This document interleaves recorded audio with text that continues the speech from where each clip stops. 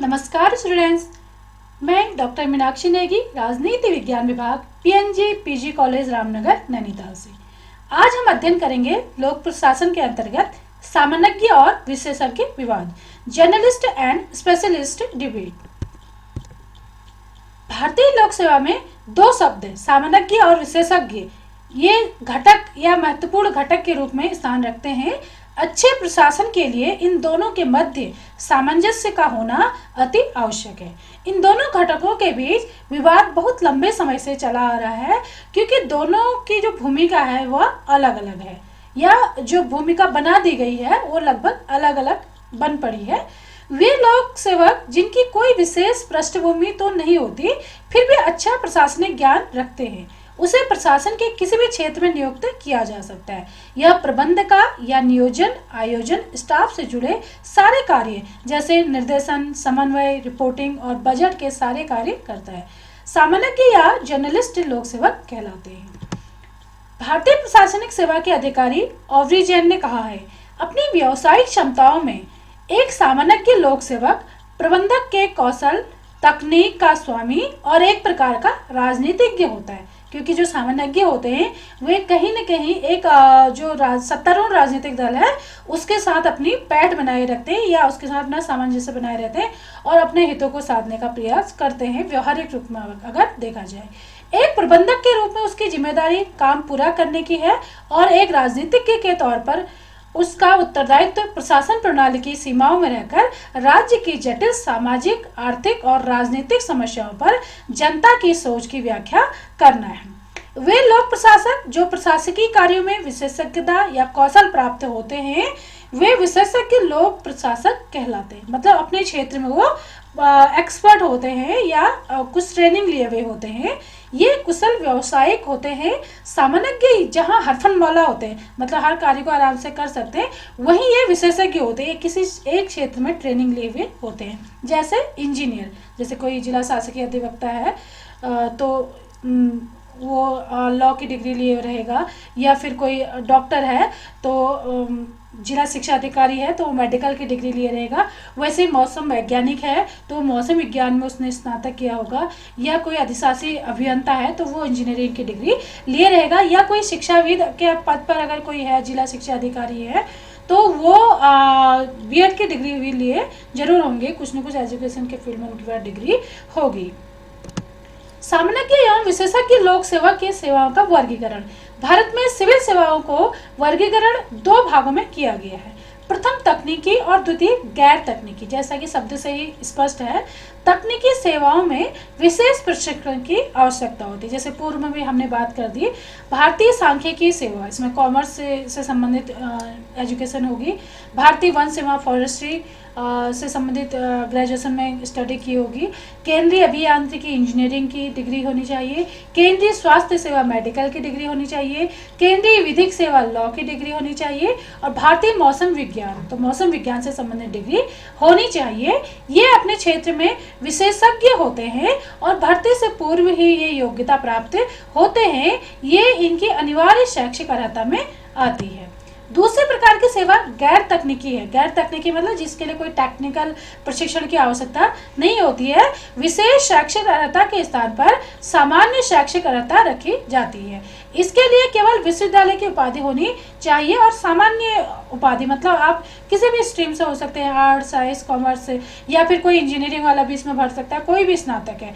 जैसे भारतीय प्रशासनिक सेवा, भारतीय पुलिस सेवा, भारतीय राजस्व सेवा, भारतीय विदेश सेवा, भारतीय डाक सेवा, केंद्रीय सचिवालय सेवा। ये जो सेवाएं हैं ये राज्य स्तर पे भी कुछ विभाग ऐसे हैं जो राज्य स्तर पर काम करते हैं। जैसे पुलिस है तो यहाँ पे भी ये सेवाएं हो सकती है, या फिर जो राज्य लोक सेवा आयोग के पद हैं उनमें भी इस तरह की व्यवस्था सेम जो संघीय लोक सेवा आयोग की वो यहाँ पे भी लागू होगी। अब इनको दो श्रेणी में, उप श्रेणियों में बांटा गया है।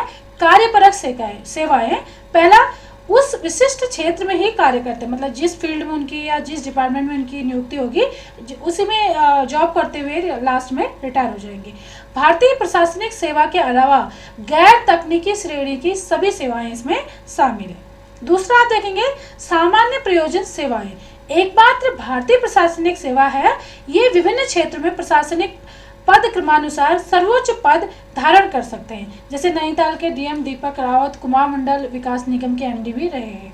विशेषज्ञ वर्ग में तकनीकी सेवाओं और गैर तकनीकी कार्यपरक सेवाओं के कार्मिक आते हैं। जो विशेषज्ञ हमने पढ़ा था, तो विशेषज्ञ जो है उसमें ये दोनों आएंगे, और सार्विक वर्ग के केवल भारतीय प्रशासनिक सेवा के सदस्य आते हैं।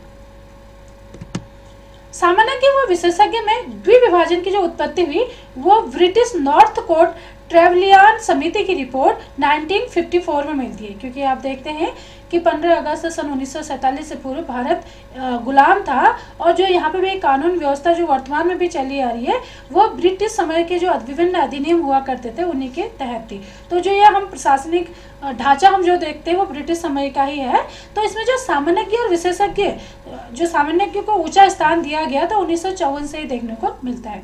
इसने ब्रिटिश प्रशासनिक वर्ग अर्थात सार्विक के सदस्यों के लिए उच्च पदों तथा तकनीकी अर्थात विशेषज्ञ सेवाओं के लिए अधीनस्थ पदों की सिफारिश की थी, क्योंकि जो प्रशासनिक जो पद थे उनमें ज़्यादातर जो ब्रिटिश थे वही बैठते थे।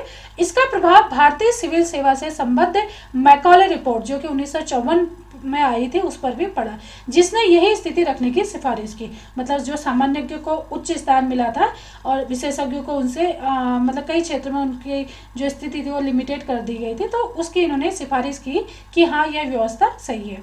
ब्रिटिश काल की यह स्थिति जो स्वतंत्र भारत में भी देखी गई, क्योंकि लगभग 200 के लगभग जो अनुच्छेद हैं भारतीय संविधान में वो इसी से लिए गए हैं। ब्रिटिश शासन अधिनियम थे उन्हीं से लिए गए हैं।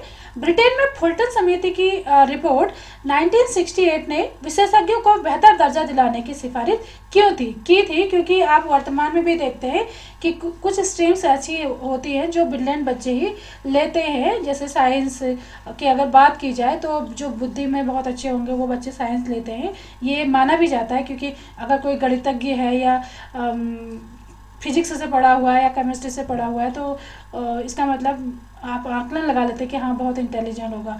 परंतु ब्रिटेन में वर्तमान में भी सामान्यज्ञ सर्वोच्च पद पर हैं। ब्रिटेन में अभी भी हम देखें तो सामान्यज्ञ को सर्वोच्च पद पर रखा गया है। भारत में भी द्वितीय वेतन आयोग जो कि 1957-59 में संसदीय प्राक्कलन समिति और प्रशासनिक सुधार आयोग 1966 से 70 ने विशेषज्ञ श्रेणी के सदस्यों के दर्जे और उनकी स्थिति की सुधार की सिफारिश की।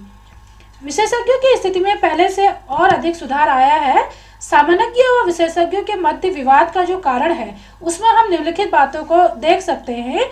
सामान्यज्ञों को विभिन्न स्तरों में विशेषज्ञों से उच्च स्थान दिया गया है, जो विवाद का कारण है, क्योंकि जो विशेषज्ञ हैं वो इस बात से असंतुष्ट हैं कि विशेष प्रशिक्षण के बाद भी इनको वह स्थान नहीं दिया जाता। ये कारण इस प्रकार से है। सामान्यज्ञों का वेतन और सेवा शर्तें, पदोन्नति आदि सब विशेषज्ञों से बेहतर है। जो सामान्यज्ञ हैं उनकी वेतन, सेवा शर्तें और उनको जो पदोन्नति मिलती है वो उनसे ज़्यादा मिलती है जो विशेषज्ञ है। जैसे आप देखेंगे अगर कोई तहसीलदार बन रहा है तो उसको 2-3 प्रमोशन तहसीलदार से फिर एसडीएम से डीएम तक ये आराम से पहुँच जाते हैं, कोई भी अगर पहले नियुक्ति पाता है।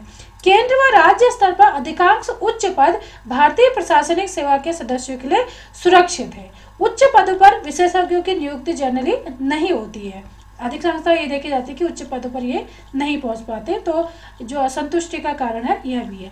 जिलाधिकारी की पद सामान्यज्ञ लोक सेवा का है, जबकि उसके अधीन अनेक विशेषज्ञ कार्य करते हैं और जो असंतुष्ट रहते हैं। सामान्य श्रेणी के अधिकारी विशेषज्ञों की तुलना में अधिक राजनीतिक पहुंच वाले होते हैं। तो आप देखते हैं कि कई साल की ट्रेनिंग के बाद जो विशेषज्ञ है वो नियुक्त हो पाते हैं, वहीं जो सामान्यज्ञ होते हैं वो विशेष राजनीतिक पृष्ठभूमि से जुड़े हुए होते हैं या फिर अपनी राजनीतिक पहुंच बना लेते हैं, और जिससे कि विशेषज्ञ में एक हीन भावना उत्पन्न हो जाती है।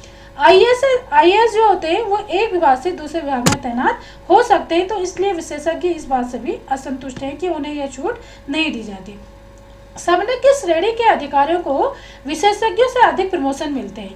विशेषज्ञों के कार्य निष्पादन का आकलन प्रबंध कुशल आईएएस अधिकारियों द्वारा होता है, क्योंकि विशेषज्ञ अपने आप को पारंगत मानते हैं, अपने क्षेत्र में एक्सपर्ट मानते हैं, लेकिन उनका जो कार्य निष्पादन का जो आकलन किया जाता है वो आईएएस अधिकारी के द्वारा किया जाता है।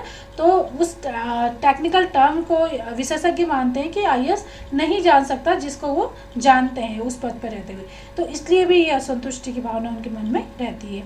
विशेषज्ञों की सलाह पर कई बार सामान्य ध्यान नहीं देते क्योंकि वह उनसे स्वयं को उच्च मानते हैं, तो इससे भी असंतुष्टि की भावना विशेषज्ञों में व्याप्त रहती है।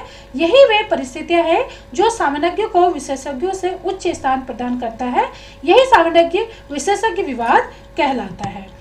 सामान्य को उच्च स्थान देने के विषय में तर्क दिया गया है कि जो इनको उच्च स्थान दिया गया है उसके पीछे जो तर्क है कि ये अधिक दक्ष होते हैं, अधिक कार्यकुशल होते हैं, योग्यता अधिक होती है और इनके पास जो अनुभव है वो अधिक होता है। सचिवालय में कर्मचारियों के कार्यों की प्रणाली जिला स्तर के अनुभव की धारणा पर आधारित है जो सामान्य प्रशासकों के पक्ष में है। प्रशासन की धुरी क्षेत्र प्रशासन है जहां सामान्य लोक प्रशासक अधिक सक्रिय होते हैं। सामान्य जनता व मंत्री के बीच संबंध स्थापित करता है। विशेषज्ञों का विचार संकीर्ण होता है और सामान्यों का विचार अधिक व्यापक होता है। वहीं विशेषज्ञों के पक्ष में तर्क दिया गया है कि इन्हें भी इनके बराबर ही स्थान देना चाहिए क्योंकि ये अपने क्षेत्र में विशेषज्ञ होते हैं, एक्सपर्ट होते हैं और इनके पास जो बुद्धि क्षमता है वो सामान्यों से अधिक होती है क्योंकि जो भी डॉक्टर या इंजीनियर बनेगा वो बहुत ज़्यादा बुद्धि कौशल वाला होगा। अनुभवी सार्वजनिक विशेषज्ञों के तकनीकी जटिलताओं को समझ नहीं पाते हैं। डीएम हर क्षेत्र में माहिर हो सकता है परंतु वो टेक्निकल जो वर्ड्स हैं या टेक्निकल जो टर्म्स हैं उनको इंजीनियरिंग से संबंधित या फिर मेडिकल से संबंधित उनको उतनी गूढ़ तरीके से नहीं समझ सकता जितनी तरीके से कोई मेडिकल से संबंधित विशेषज्ञ समझ सकता है। आज प्रशासनिक कार्य पहले से अधिक जटिल हो चुके हैं। भारत में सामान्य और विशेषज्ञ विवाद को सुलझाने हेतु प्रयास 1948 में केंद्रीय सचिवालय सेवा का गठन किया गया और स्थायी सचिवालय अधिकारियों के एक पृथक संवर्ग का उदय हुआ। 1957 में केंद्रीय प्रशासनिक पूल की स्थापना की गई ताकि केंद्रीय सचिवालय में उच्चतर पदों पर नियुक्तियां की जा सके। 1961 में भारतीय आर्थिक सेवा व भारतीय सांख्यिकी सेवा जो कि विशेषज्ञ केंद्रीय सेवा है तथा 1966 में भारतीय वन सेवा का गठन किया गया जो कि एक विशेषज्ञ अखिल भारतीय सेवा है। सरकार द्वारा सचिव, अतिरिक्त सचिव, संयुक्त सचिव जैसे वरिष्ठ प्रशासनिक पदों पर विशेषज्ञों की नियुक्ति की गई है। योजना आयोग के अधिकांश पदों पर विशेषज्ञों की नियुक्ति की गई है। इस प्रकार हम देखते हैं कि स्वतंत्रता प्राप्ति के पश्चात विशेषज्ञों के अधिकारों की और उनको सामान्यों के समान स्थान देने के लिए कई प्रयास किए गए। प्रशासन में जो स्थिति सामान्यों व विशेषज्ञों की रही वह ब्रिटिश काल से ही रही, लेकिन वर्तमान में इसमें सुधार हुआ है। सामान्यों की जो स्थिति प्रशासन में थी उससे विशेषज्ञों में हीन भावना पनप गई थी क्योंकि विशेषज्ञ होने के बाद भी उन्हें समान स्तर प्राप्त नहीं था। कुछ सुधारों के बाद यह विवाद की स्थिति पूर्व की तरह तो नहीं है लेकिन इसे पूर्ण रूप से खत्म भी हम नहीं मान सकते। इसी के साथ आज का लेक्चर समाप्त होता है। धन्यवाद।